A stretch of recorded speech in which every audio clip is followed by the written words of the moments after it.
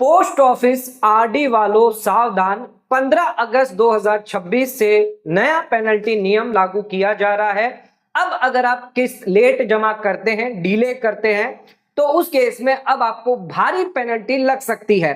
Post office की new RD rule 2026 के तहत सरकार द्वारा, पोस्ट ऑफिस डिपार्टमेंट द्वारा ये नियम बनाए गए हैं, जहां पर अगर कोई व्यक्ति हर महीने पैसा जमा करने में डिले करता है तो उस केस में उनसे पेनल्टी वसूली जाएगी।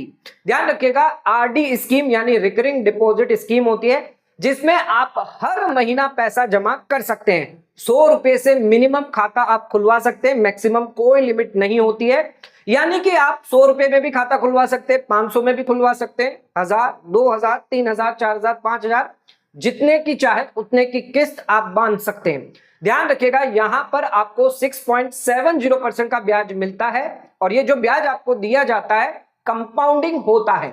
ध्यान रखिएगा, क्वार्टरली इसमें कंपाउंडिंग किया जाता है और मैच्योरिटी पर पूरा का पूरा ब्याज आपको दिया जाता है। मैच्योरिटी पर ब्याज तो मिलता है, साथ में जो भी आपने इन्वेस्टमेंट किया है वो भी आपको दिया जाता है। मान लीजिए आपने 20,500 रुपए इस स्कीम में डाले हैं तो उसके इसमें आपको 12,30,000 रुपए 5 साल में आपने इन्वेस्टमेंट किया है, जिस पर ब्याज आपको 5 साल का 2,32,000 रुपया दिया जाता है। 6.7% रेट है।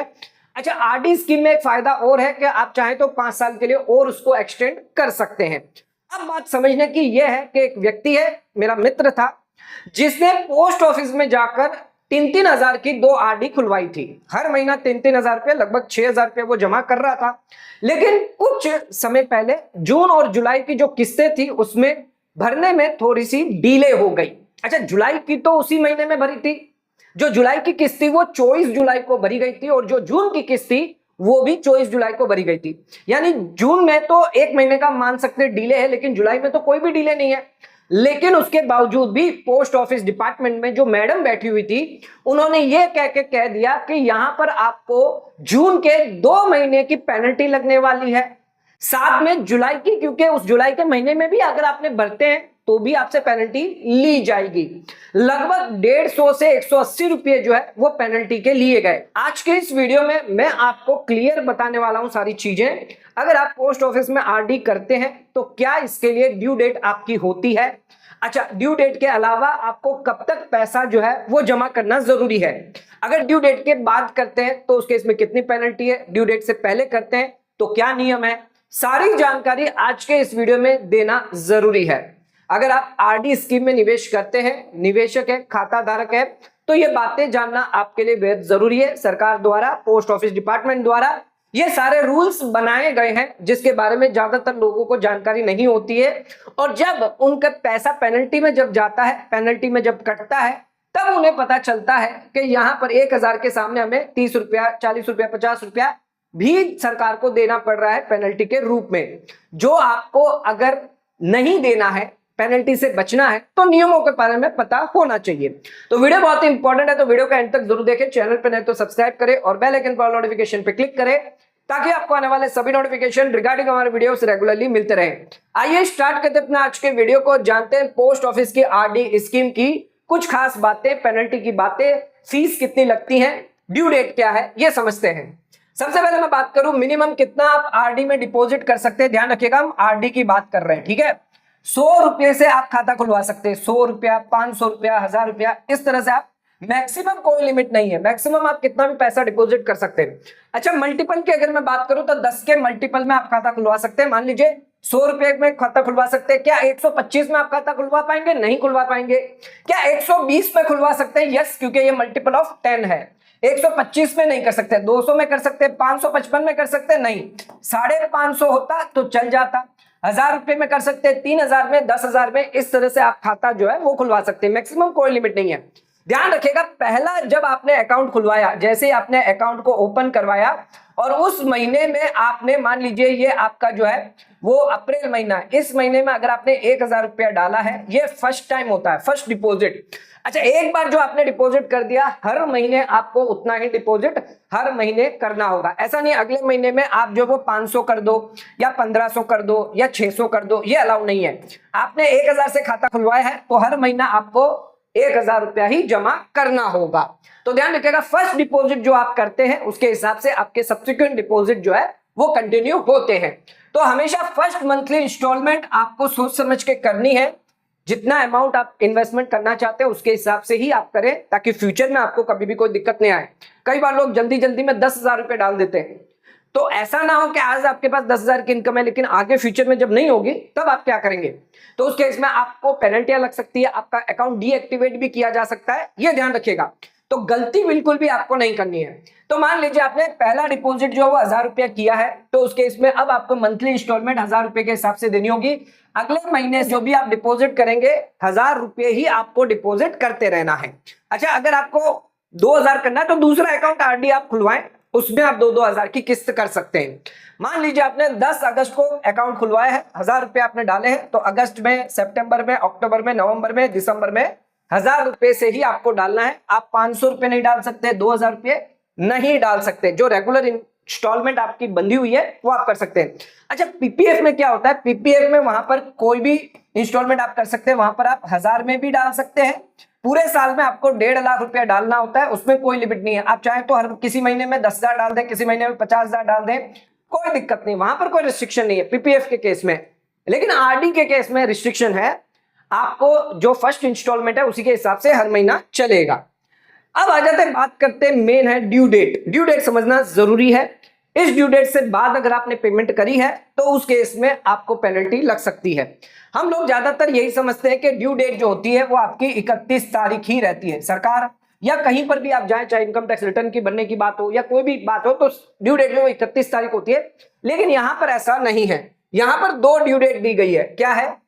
ये 1 तारीख हो गई, ये आपकी 30 तारीख हो गई। 30 तारीख मान लीजिए या 31 तारीख मान लीजिए, जो भी आपका ईयर एंड होता है, ये आपकी 1 तारीख है। अब आपको इसमें बीच में 15 तारीख कर देनी है, ठीक है। अच्छा, ये क्यों कर दिया हमने, समझना जरूरी है। यहां पर अगर आपने 1 तारीख से लेकर 15 तारीख के बीच के अंदर अगर अकाउंट को ओपन करवाया है, तो इस केस में आपकी, मान लीजिए आपने करवाया है 5 अगस्त को, तो इस केस में आपकी जो ड्यू डेट रहेगी वो 15 तारीख रहेगी, ठीक है। यानी 15 तारीख से पहले पैसा आपको हर महीना 1,000 रुपया आरडी में डालना ही डालना है। अगर ये 15 से 16 तारीख में अगर आपने डाल दिया तो आपको पेनल्टी लग सकती है। तो हमारा जो केस था उसमें ऐसा ही हुआ था। जुलाई महीने में अकाउंट तो खुलवाया था 2 तारीख को, 3 तारीख को, लेकिन पेमेंट क्योंकि 24 जुलाई को करी थी, तो उस केस में 1 महीने की जो पेनल्टी है वो लग गई। ध्यान रखिएगा, यहां पर अकाउंट कब आप खुलवा रहे हैं उसके हिसाब से आपको करना है। अगर आप अकाउंट जो 15 तारीख के बाद खुलवाते हैं तो उस केस में, मान लीजिए आपने 24 तारीख को खुलवाया है, तो उस केस में आपकी जो ड्यू डेट है वो 31 या फिर 30 रहेगी। जो भी महीना आपका एंड लास्ट डेट जो होगी महीने की, वो आपकी ड्यू डेट रहेगी। तो ये ड्यू डेट 2 है जिसके बारे में आपको जानकारी होनी चाहिए। अगर आपने बाद में पेमेंट किया तो फिर आपको पेनल्टी लगनी है। तो ध्यान रखिएगा, अकाउंट ओपन अगर आपने 1 तारीख से 15 तारीख के बीच में करवाई है, यानी बिफोर 16 तारीख से पहले, तो उस केस में आपको 15 तारीख से पहले पहले हर इंस्टॉलमेंट जो है, अगली महीने की जितनी भी इंस्टॉलमेंट आएगी वो 15 तारीख से पहले पहले जमा करनी होगी। एग्जांपल के तौर पे 10 तारीख को अकाउंट खुलवाया है, 1,000 रुपए डाले हैं, तो 15 सितंबर, 15 अक्टूबर, 15 नवंबर, ये आपकी ड्यू डेट रहेगी हर महीने की 15 तारीख। लेकिन अगर आपने 16 तारीख के बाद और ईयर मंथ एंड के पहले पहले अगर कर दिया है, अकाउंट खुलवाया है, तो उस केस में ध्यान रखिएगा, जो लास्ट वर्किंग डे होगा आपका, last working day of the month, तो उस केस में आपको हर महीने की जो सब्सिक्वेंट इंस्टॉलमेंट है वो लास्ट तारीख से पहले पहले जमा करना है। यानी 30 या 31 तारीख से पहले। आपने 20 अगस्त को खुलवाया है 1,000 रुपए, तो लास्ट वर्किंग जो डे होगा सितंबर का होगा 30 सितंबर, अक्टूबर में 31 अक्टूबर, नवंबर में 30 नवंबर। इससे पहले आपको हर महीना पैसा जो है वो जमा करना होगा। तो ड्यू डेट हमें समझ में आ गई। अब बात करते हैं यहां पर कितने डिफॉल्ट अलाउ होते हैं। तो ध्यान रखिएगा, यहां पर अगर आपने डिफॉल्ट किया है, यानी किसी महीने में अगर आपने पैसा नहीं भरा, तो आपका डिफॉल्ट माना जाएगा। अच्छा, मान लीजिए आपने 1,000 रुपए की स्कीम खोली है, लेकिन ये 1,000 रुपया आपने जमा नहीं कर पाए। मान लीजिए आपने अगस्त महीने की जो किस्त आ रही थी 1,000 रुपया, वो आपने नहीं भरी, तो इस केस में ये अगस्त महीने का आपका डिफॉल्ट हो जाएगा। अच्छा, कितना डिफॉल्ट अलाउ है? तो ध्यान रखिएगा, 4 से ज्यादा नहीं होने चाहिए, यानी 4 के अंदर होने चाहिए। 1 चलेगा, 2 चलेगा, 3 चलेगा, 4 होते ही यहां पर जो है आपका अकाउंट जो है वो रिस्क में आ जाएगा, रिस्क में आ जाएगा। लेकिन 4 के बाद आपको क्या करना है वो भी मैं आपको बताता हूं। तो ध्यान रखिएगा, 1 या 2 या 3 है तो उस केस में आप अकाउंट को एक्सटेंड कर सकते हैं। मैच्योरिटी को एक्सटेंड कर सकते हैं, 4 है तो भी एक्सटेंड कर सकते हैं। किस तरह से कर पाएंगे, तो ध्यान रखिएगा यहां पर एक्सटेंड कैसे होगा, अगर आपने 3 महीने की जो इंस्टॉलमेंट है वो नहीं भरी, यानी 1000 रुपया आपको भरना था अगस्त में, सितंबर में 1000 रुपया, अक्टूबर में 1000 रुपया भरना था, लेकिन आप नहीं भरे, तो इस केस में आपको कुछ नहीं करना है। 3 महीने हो चुके हैं, तो ये 3 महीने की जो नंबर ऑफ डिफॉल्ट आपने किए हैं 3 महीने का, और जितनी भी आपकी इंस्टॉलमेंट है 1000 रुपया, यानी कि जो 3000 रुपया है ये आप अगले महीने जमा कर दें, जो भी एक्सटेंडेड पीरियड है उसमें जमा कर दें। मान लीजिए आपने मंथली इंस्टॉलमेंट 1000 की ली हुई है, जनवरी में आपने नहीं दिया, फरवरी में नहीं दिया, मार्च में नहीं दिया, टोटल डिफॉल्ट कितने हो गए, 3 हो गए। तो इस केस में यहां पर आप जो इंस्टॉलमेंट है वो 3 महीने की एक बार में दे सकते हैं। तो यहां पर कितना हो गया, टोटल 3000 रुपया जो है वो आप भर दें, 3000 प्लस जो लेट फीस है, जो रिवाइवल फीस है, पेनल्टी है, वो आप जमा कर देते हैं, तो उस केस में आपका अकाउंट है वो कंटिन्यू रहेगा। लेकिन कई बार क्या होता है, यहां पर लोग जो है वो 4 डिफॉल्ट करते हैं, 4 से ज्यादा भी हो गया, तब उस केस में क्या होगा, 4 से ज्यादा, 4 महीनों से ज्यादा अगर आपने डिफॉल्ट कर दिया है तो ध्यान रखिएगा आपका अकाउंट जो है वो डिसकंटिन्यू का रिस्क आप पर आ जाता है। लेकिन इतनी जल्दी डिसकंटिन्यू नहीं होता, आपको 4 डिफॉल्ट के बाद 2 महीने का समय दिया जाता है। अगर इस 2 महीने में आपने पिछले 4 महीनों की या 5 महीनों की अगर पेमेंट कर देते हैं, ओवरड्यू जो इंस्टॉलमेंट है उसका पेमेंट कर देते हैं, फीस का पेमेंट कर देते हैं, यानी 4000 रुपया भर देते हैं, साथ में मान लीजिए इस पर 50 रुपया जो भी पेनल्टी आपकी लगेगी वो भी आप अगर जमा कर देते हैं तो आपका अकाउंट कंटिन्यू रहेगा। लेकिन अगर 2 महीना भी चला जाता है तो उस केस में आपका अकाउंट जो है फिर उसको डिसकंटिन्यू कर दिया जाएगा, ये ध्यान रखिएगा। अच्छा, रिवाइवल फीस कितनी है, यानी अगर आपने डिफॉल्ट किया है, पैसा नहीं जमा कर पाए तो कितना पेनल्टी आपको देनी पड़ सकती है।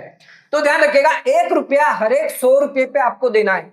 अगर आपने 100 रुपया डाला है तो 1 रुपया देना है, कहने का मतलब है आपको 1% देना है।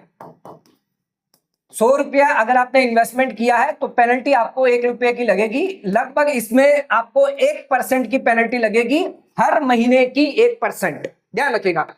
तो ध्यान रखिए यहां पर 1000 रुपया इंस्टॉलमेंट, अच्छा 1000 का कितना हो गया, 1% आपका 10 रुपया हो गया। और अगर मैंने 3 महीने तक लगातार पेमेंट नहीं करी है तो मेरा यहां पर 30 रुपया हो जाता है। तो ध्यान रखिएगा यहां पर डिफॉल्ट इंस्टॉलमेंट आपको 1000 रुपया देना है, साथ में ये जो फीस है 30 रुपया, यानी 1030 रुपया आपको जमा करना पड़ सकता है अगर आपने 3 महीने का डिफॉल्ट किया है। मान लीजिए अगर कोई व्यक्ति 4 महीने तक नहीं देता है तो 4 महीने के हिसाब से 4000 रुपये हुए और 1% के हिसाब से 40 रुपया, यानी टोटल आपको 4040 रुपये देने पड़ सकते हैं। अब आ जाते हैं, बात करते हैं अगर आप ये डिफॉल्ट करते हैं क्या आपका अकाउंट जो है वो रद्द कर दिया जाएगा।